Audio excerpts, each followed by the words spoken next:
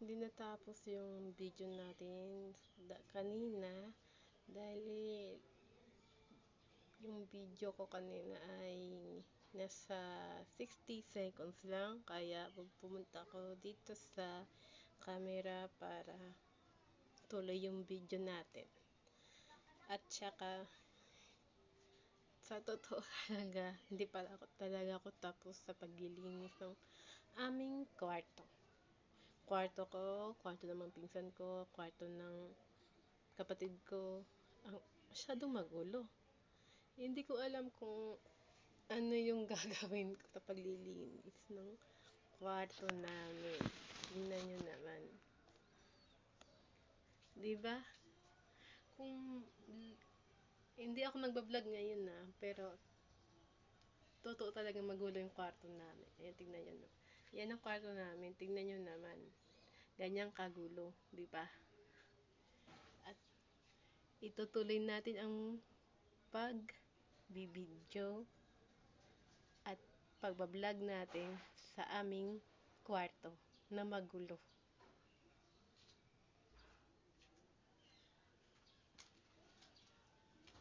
Kita niya may mga hanger kung saan saan nilalagay pagkatapos gamitin, di ba? Kita nyo naman.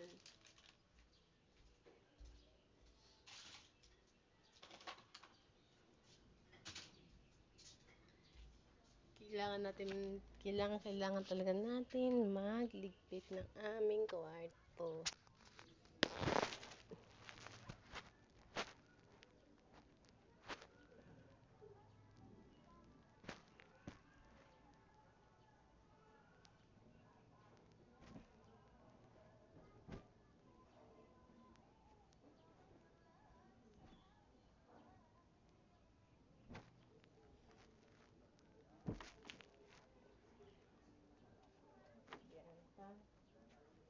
Pagkatapos ng kwarto ko, sa kabilang kwarto naman tayo. Sa kabilang kama pala. Guys, pagkatapos ng kwarto ko, sa kabilang kama naman tayo mag-aayos. Yan.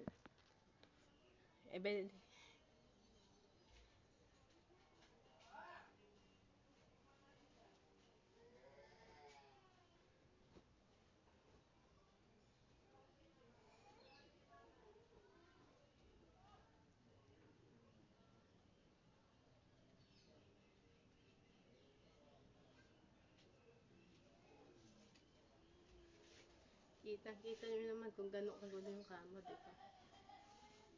Kung gano'ng kagulo yung kama, hanggang din silang kabura. Ang mga bata ang talaga binata ngayon. Hindi nag-iisip kung ano yung malinis, saka kung ano yung madumi. Di ba? Kita naman, di ba?